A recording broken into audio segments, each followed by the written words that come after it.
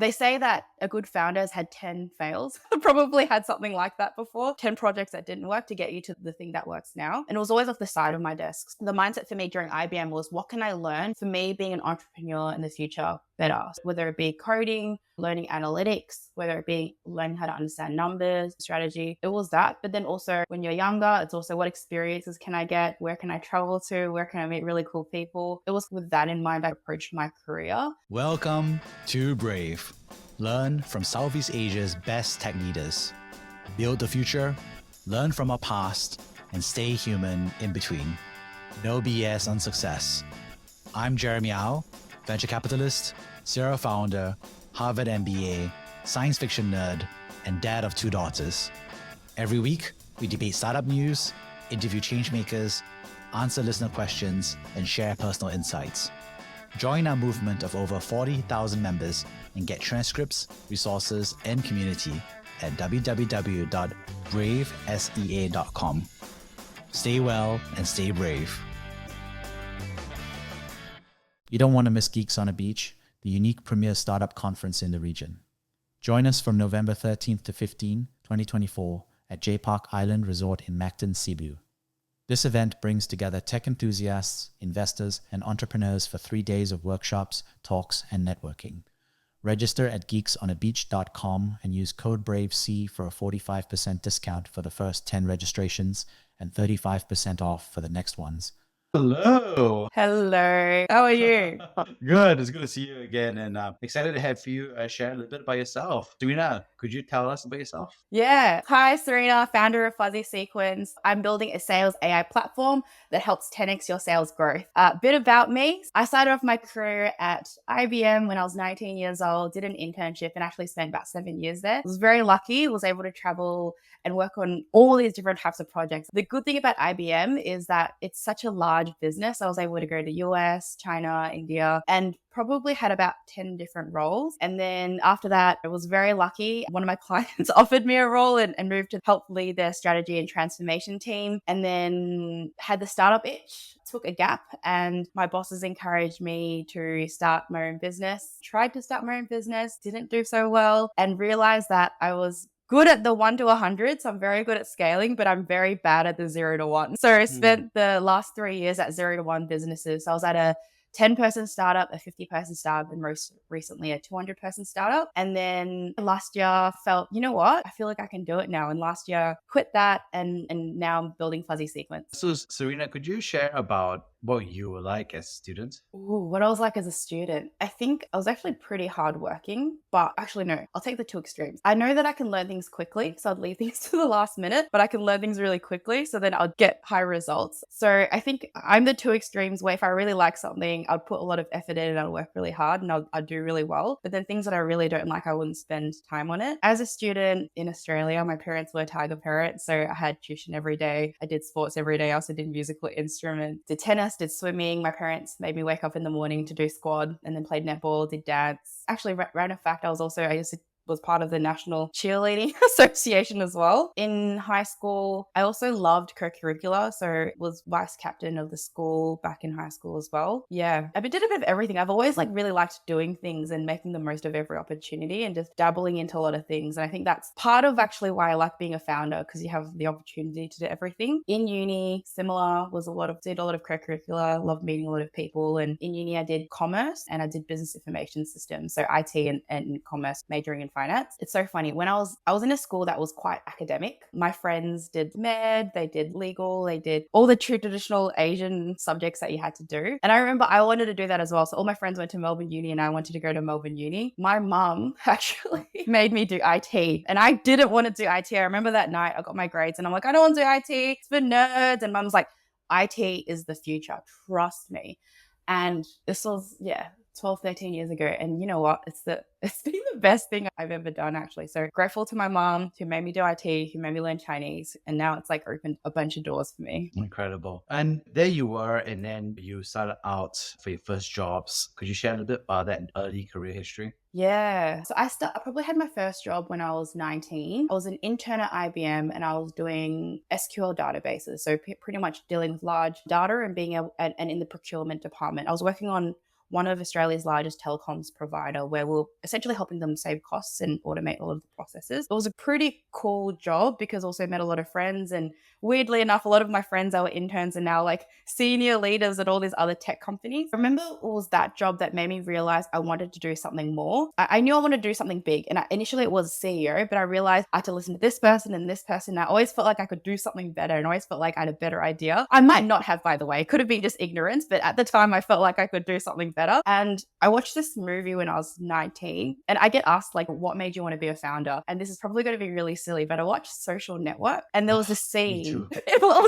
Was that made you like want to be a founder? One of those, yeah. We keep going with your story. It was the scene where Dustin and Mark got in trouble. So I don't actually remember the whole movie, but I remember there was a scene where they were in the dean's office and they got in trouble. And I remember that I might be paraphrasing this, but this is stuck in my head for the last few years, 10, 15 years. The dean said, look, at every other company and every other university, they produce great CEOs. At Harvard, we produce great people who build companies to hire CEOs. And I was like that phrase, I was like, oh my God, I'm doing all these things where I can just hire a CEO. And I think it was literally that phrase that made me want to be a founder. So 12 years ago was like my first founder experience. While I was working at IBM, I actually built my own business as well. Didn't do very well, but got my first funding. It was like $20,000 for a university to fund the first experience. But it was that moment that made me want to be a founder. And I crafted my career off the back of that. Like every time I felt like I didn't have skills, I would look for a job that would get me that experience to learn that particular skill. And I've used my career to sort of build those experiences along the way, because there was so much that I just did not know reflecting back. And that was like a good springboard. But yes, it was a Social Network that made me like really change how I wanted to build my career. And I'm so lucky I watched it at 19, because I think if I watched it a lot later, I'd be on this journey a lot later as well. Oh, wow. What a story. There you are building, you're at IBM. So what was your mind state at that point of time? Because eventually you moved into technology. Yeah. So I think I always knew I wanted to be a founder. So I think everyone who knew me, even at IBM, always had, I think one of my bosses, my old bosses, he brought me over because he knew I was in the startup space. 9 to 5, you'd have your normal job. And then from 5 to 10, I would always like build something on the sides. They say that a good founder has had 10 fails. Probably had something like that before. 10 projects that didn't work to get you to the thing that works now. And it was always off the side of my desk. The mindset for me during IBM was, what can I learn for me being an entrepreneur in the future better? So whether it be coding, whether it be learning analytics, whether it be learning how to understand numbers, learning strategy. It was that. But then also when you're younger, it's also what experiences can I get? Where can I travel to? Where can I meet really cool people? And so it was like with that in mind, I approached my career. How can I get on client side? How can I understand all the different problems there? And I was chasing a way to find an idea, which is actually quite hard and probably the wrong approach. My first startup was a dating startup. So at the time there was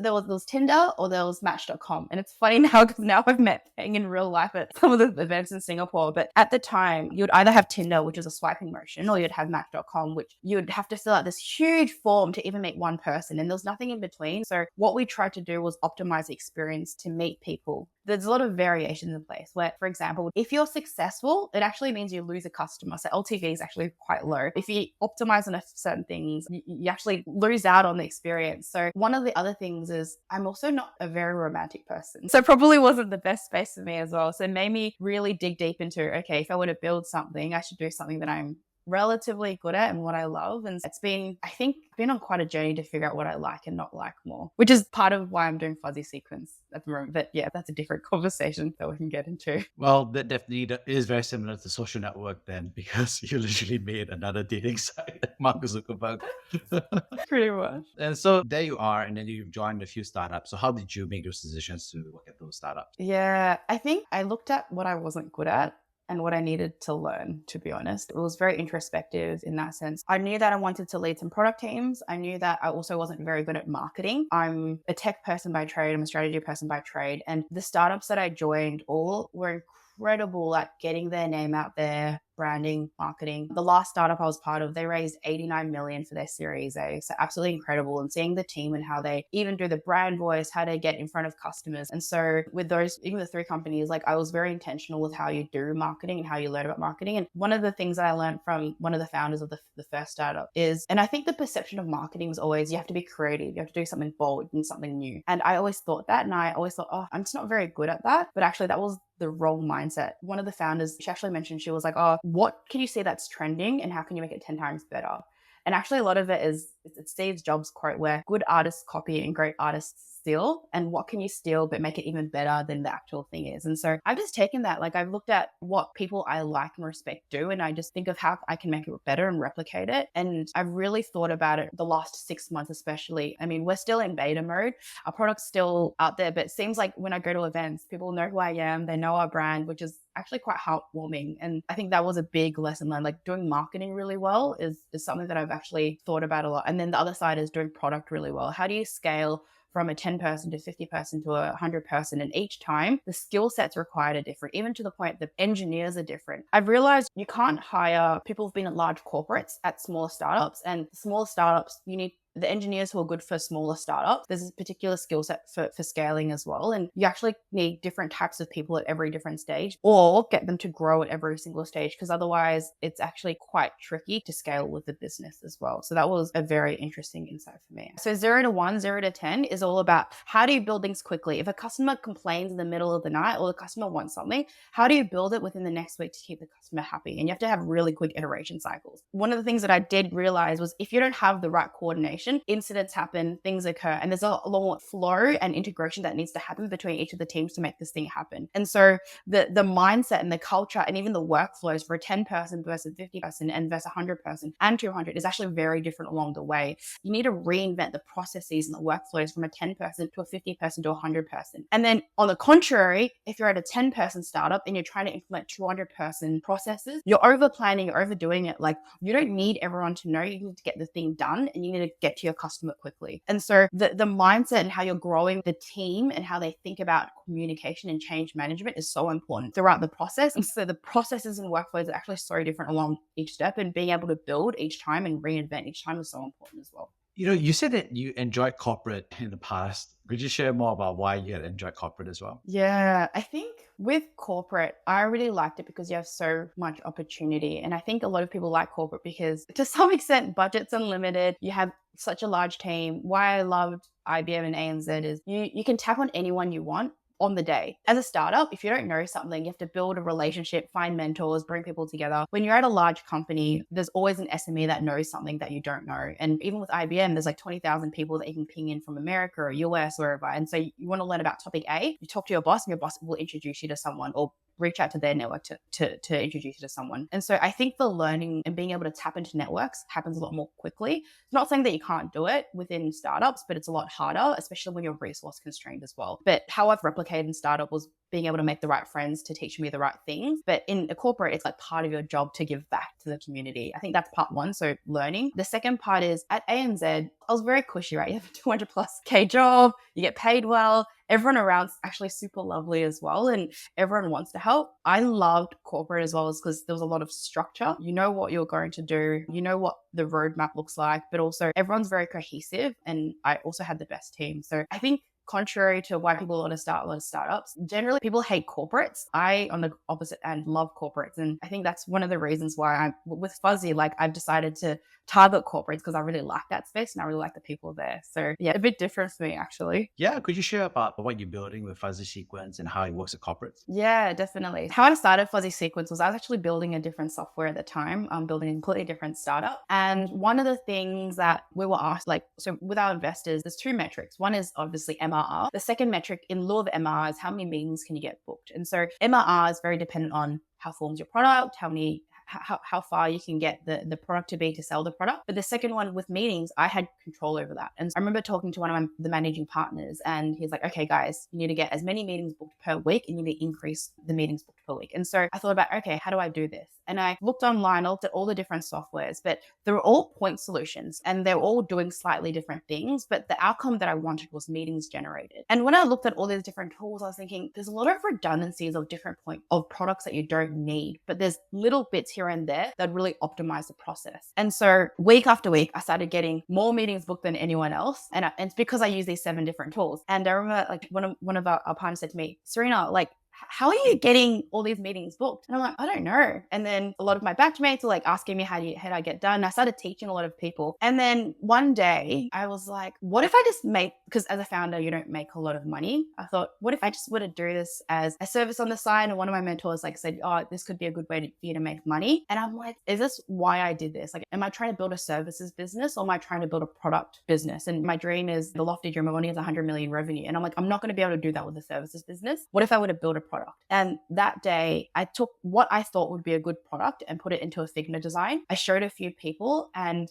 literally that day I had some stranger say to me, oh, cool, how much is it? And I had never in my life have someone ask me how much one of my products had been at that stage. And I just made up a number. I was like, oh, $99 per month. And that day, I don't even know if this customer knows this, but they're like, oh, sure, let's go for it. And my heart, like, I remember this anxiety, but like excitement. I'm like, oh my God, I stumbled across something. And then literally the next minute, like the next hour later, because my whole calendar was full of meeting advice, I did the same thing. I showed them the Figma as if it worked. And like, cool, yeah, sign me up. And then I did it again. And because of how easy the sales were, and I did not have a product at the time, I thought, oh my God, I must be on to something special. And so that day onwards, I was like, okay, I need to stop taking in customers. I did the Wizard of Oz approach. I did everything manually for them in the background and then sold the product. And ever since then, I've moved all my resources building this product. And yeah, it's been awesome ever since. And what's been really interesting is I really found a problem that, one, I relate with because I had the problem myself. And I feel like everything has taken me to this point for this product. A few things is like, one, I've always been fascinated with people and I've loved people. And I think with sales, it's a lot about how do you write really good sales copy, or how do you understand people in a way that resonates with people so that you can actually meet people in a genuine way and you're using your tone of voice, what you care about to pretty much get a meeting with someone. And the second part is technology. I've had my whole career in tech, and so I've always loved tech. And so I feel like it's my personality of loving people, and then plus the tech that's helped me get to where I am today. So it doesn't matter about all the different journeys I've had. I feel like everything's led me to Fuzzy Sequence and what I'm building right now. Yeah. And then the last 7 months been doing this full time, and I'm in like really nice space where I love my customers. I love the people that I'm working with, and everyone's been really great for that. There was a week where we struggled. There was 1 week where we're still in beta mode and we're building the product and our customers are paying, right? And there was 1 week where our product was down and I was really stressing out. And I messaged all my customers. I got them a box of chocolates and I'm like, hey, it's really sorry. And crazily enough, my customers were super understanding. They're like, oh, don't worry. We understand. You're a startup. We're supporting you. We've loved everything you've done. And it's made the world of difference for me, having just really supportive, really great customers. Yeah. And I feel like everything's led to like what I'm doing right now, which has been really fun. What are some myths or misconceptions about sales from your perspective? Maybe I'll phrase it differently. I think a lot of people hate sales, actually. And a lot of people come to me, especially most people build a startup because they love building a technical product and they love trying to make a difference. And the misconception actually is you build a product and customers will come. And that rarely happens unless people know about you. You've got a huge network. And so a lot of the time you actually need to do sales-led growth first and show people the product and get people excited about it. I actually think that if you approach it as sale, which is talking through the features, talking through the benefits, people actually don't want to buy your product. Instead, if you're actually trying to solve a problem and you're trying to help them, people actually want to buy it instead. And so even when I talk about sales, I always focus on what's the relationship you're building? How do you get to know a person? And like, don't sell things that actually won't be useful. Last night, I had a conversation with one of the founders of a restaurant tech company, and he's actually built one of the really impressive, biggest ones in Singapore and Southeast Asia. And he's like, oh, can I use your software? And I just said straight off, like, I don't think it works. My software works really well for people who are digitally present online, and restaurants generally aren't, unless you're dealing with restaurant corporates. Otherwise, it's probably not the right software for you. And I think being able to solve a problem that really fits people's needs is really important. I think one of the things that sales reps do sometimes is actually sell something that doesn't work. It actually leads to a bad customer experience and they end up churning anyway. And so I really believe with any sale is like, you should be solving a problem and you should be actually providing enough value where you're selling something that actually helps the customer. And if it's not, like upfront, be like, you know what? I don't think this is the right solution for you, but you should try X, Y, and Z. XYZ instead. So I think as cliche it is like being able to actually provide value on and selling something that's actually helpful for them as opposed to it's not. And like first time founders, I've always said to everyone is like, take it as an opportunity to make a friend. And if you're helping a friend, it's you see a good deal at fair price or you see a good deal at Kohl's and you're like, hey, this is a really good deal, you should buy it. You should do the exact same with when you're selling a product. Are you actually helping them? And if you're not, then like you shouldn't be selling the product anyway because you're not really helping that person. And that's how I've approached it, is how do I help someone as opposed to how am I like trying to get money out of this person? And I think the conversation shifts a lot as well. I think one of the interesting parts that's there is about sales and the context of AI, right? So for myself, I already noticed that I'm getting a lot more inbound from sales folks and they're like very personal written. And I'm pretty sure it's not written by them because they're like, I reference your, reference is a clear giveaway, but it's like, I thought your LinkedIn post on this was very interesting. And I was looking at the sales rep and I was like, there's no way you wrote this. So someone using something like a software. So what's that new age, maybe say, what's sales in the age of AI, maybe from the salesperson's perspective? And then later on, we'll talk about it, sales from the customer's perspective. I think you raise a really good point. I think with the personalization, the goal of Fuzzy and what we're trying to do is get people to the meeting more quickly, but in a real way. And I think what you've said just then is it doesn't feel real. And so how do you build something that replicates you as a person, as a salesperson? One of the things that we do is we try to train a brand voice. We try to learn exactly like you, even to the point where we build lists. We try to work with the customer to understand what are the pain points and you're actually helping them. To your point, I completely agree. When you're spamming people and it's not personalized, that's not representative of the salesperson themselves. And I think people know, like people see it and they're like, they delete it, they ignore it and everything. And so I think what will end up happening in the future is how do you be more you at scale and how do you replicate that at scale so that you are using software that is like you as opposed to doing something that isn't genuine.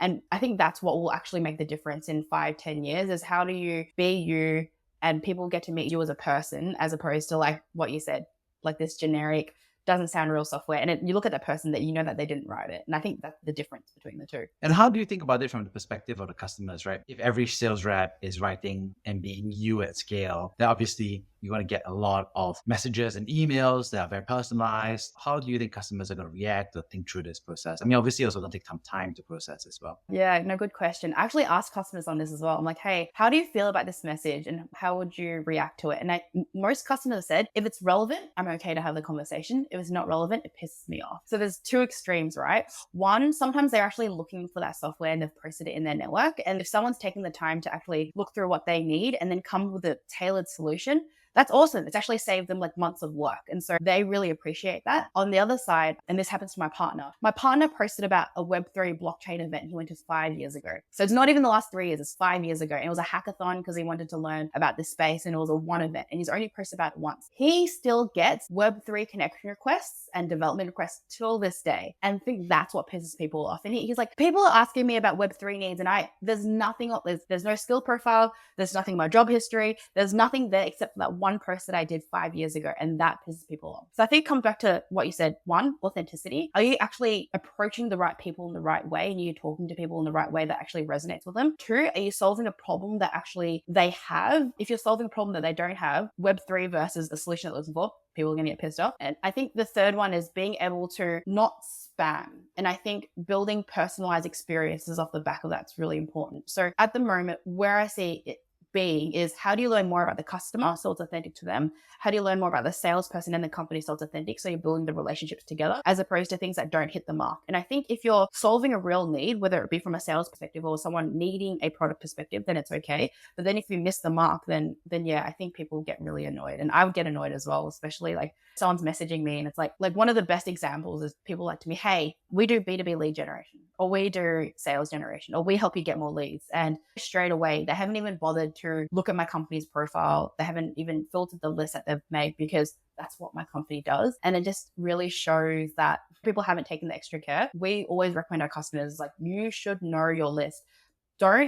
The moment someone builds a list over 100, I'm like, that's wrong. You should be really targeted in your persona. Who are you trying to solve? What keeps them up at night? Are you actually helping them? What's the value proposition? Are you actually making a difference? If you're not making a difference, like, you shouldn't be targeting them. Like, if you're spamming people, everyone's going to be really annoyed at that. But if you can really if you're actually helping someone and adding value to their life, then that makes a world of difference. And on that note, could you share about time that you've been brave Times that I've been brave. The time that I've been brave, I think, was definitely when I quit my corporate job. I really enjoyed the people that I worked with. I love my boss. I love my team members. I was my boss's boss. And I made a pretty good salary as well. And everything was comfortable. I got a steady paycheck and the corporate job was very comfortable. And I loved everything around me. Every few months I could go on holidays, no problem, spend whatever I want. I could go fine dining whenever I want. But leaving corporate to do a startup was quite hard. I'll admit, building my own thing where you're pretty much paid nothing and you want to reinvest everything to the business. And it was the first time in my life where, because I'm a saver, I would save money across every month. I'd see my bank balance increase. It was the first time in my life where I started seeing my bank balance decrease because I was pulling from my savings. I think that was very scary for me and something that was quite hard for me. And I think moving into startup where you're moving from a 200K job to like pretty much nothing is very scary, especially with what you can spend, I just bought a house as well, the mortgage that you have to pay for. It's quite scary. But I think on the contrary, if you know that you're doing something that's your life's work, it makes it all the more rewarding. So I think, yeah, that was probably the most bravest thing for me. One of these concepts that I got taught was, because my career moved so quickly, I've always told my colleagues I wanted to start a business. And the thing that they said to me was, you're strung by the golden handcuffs. So the golden handcuffs is you get paid so much that you're strung to the business. And so you get pulled to these high salary jobs, these high position jobs, and you keep wanting to go going. But then when you quit, and when you break loose, and when do you actually focus on your passion and your dream? And leaving ANZ was that, like, I had to break through from these golden handcuffs. And that was probably one of the scariest moments of my life. And then seeing my bank balance for a few months actually go down and everything. And like, that was really scary because, I had no funding. I was doing this by myself. But now seeing the business go and everything has made a huge difference. But that was probably one of the scariest things I've had to do. On the contrary, though, I think not as brave as my family and all that. Like, my great-grandparents left China to like escape to Vietnam. My parents escaped Vietnam to get us to Australia as refugees. I think that's probably way more brave than I had to. And I use my family as inspiration. As probably everything that I've done probably wasn't as brave as what they've had to do. And I think I draw a lot of my courage from that. How has your family been an inspiration for you? That's a good question. My mum always says, and this is when we used to play Big Two as kids, my mum always said, it's not the cards you're given, it's how you play it. And it's always made me think about the resources that I have and what can I do to get to the next step. So a bit of context. So I'm born in Australia. My ancestry is actually from China, but we've actually had nothing quite a few times from like both sides of my family, from mum and dad. My ancestors left China because communism and a lot of the back then was quite hard for business people. And so they left and went to Vietnam with absolutely nothing. Grandma's side had nothing. Grandpa's side had nothing. And they had to start afresh. They didn't know Vietnamese. They didn't know anyone there. And my grandpa, from nothing, built one of the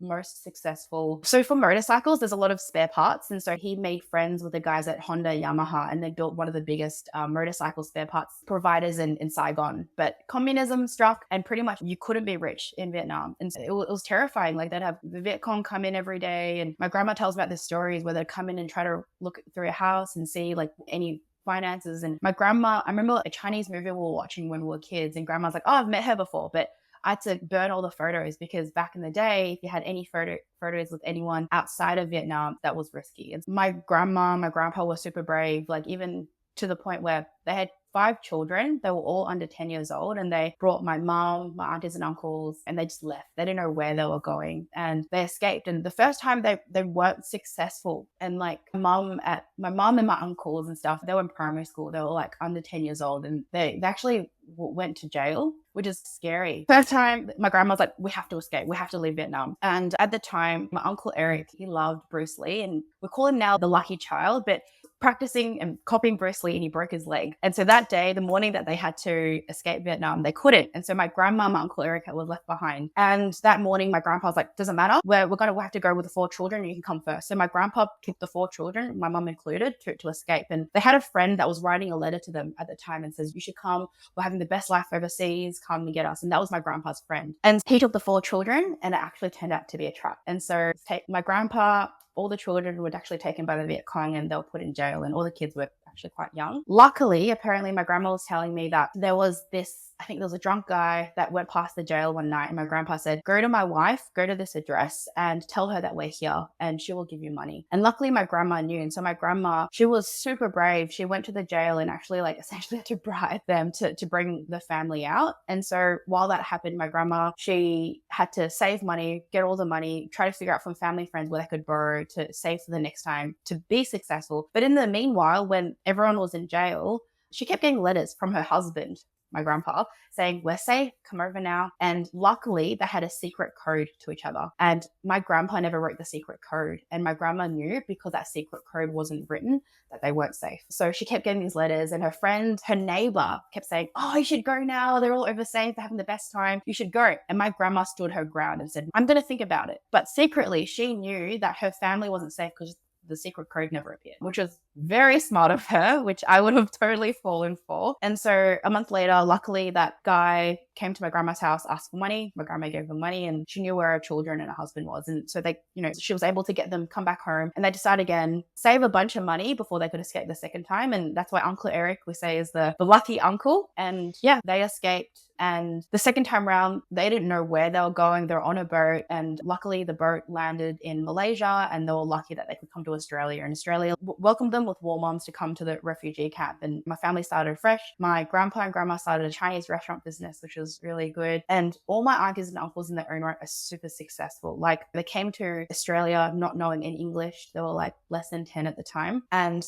now, like, my mom leads tech teams. My auntie is an executive at Citibank. My uncle has his own business. And I think there was a lot of trauma and grit involved, but they came to Australia with basically nothing. They were the only Asians in school. They had to learn English from scratch, and they've worked so hard. And I think a lot of it is to do with like my grandpa's grit, my grandma's grit, to like push through when you absolutely have nothing and start from scratch. And they had nothing in Vietnam, they had nothing in Australia, and now all of them are successful in their own rights. And same with my dad, actually. Like, my dad, when their family escaped, he was with his grandparents, and his parents and his sisters were in a different boat, and my dad actually escaped, and he actually went to Germany, because you can't choose where the boat goes. And then his parents went to Adelaide, and he didn't see them 7 years because they couldn't afford to bring him and the grandparents over. So he did high school in Germany, and then when they could finally afford for my dad and the grandparents to come over, when he was about 16 years old, then he finally went to Australia. And again, he did really well. Like, he ended up doing a degree in biomed. Actually, he's in sales now, but he did the sciences route and was very good at that. And so I think both my parents inspire me a lot on what you can do with absolutely nothing. And so it's made me a lot more resilient, and it's made me think about my work ethic and being able to be creative with what I don't have. And there have been times with my family,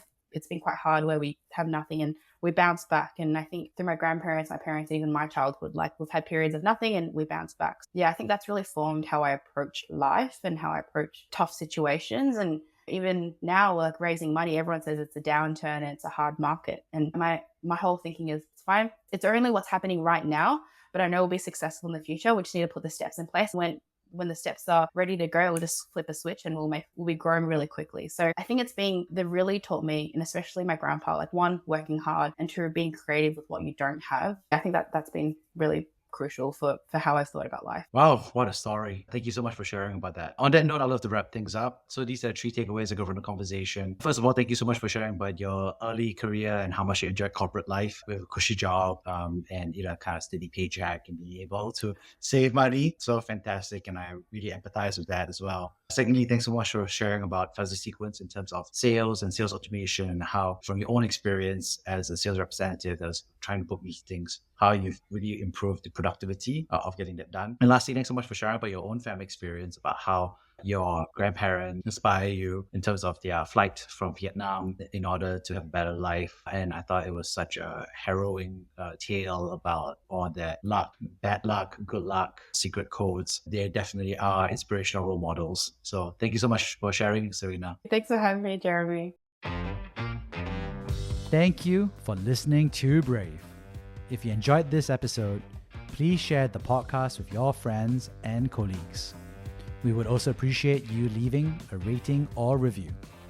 Head over to www.bravesea.com for member content, resources, and community. Stay well and stay brave.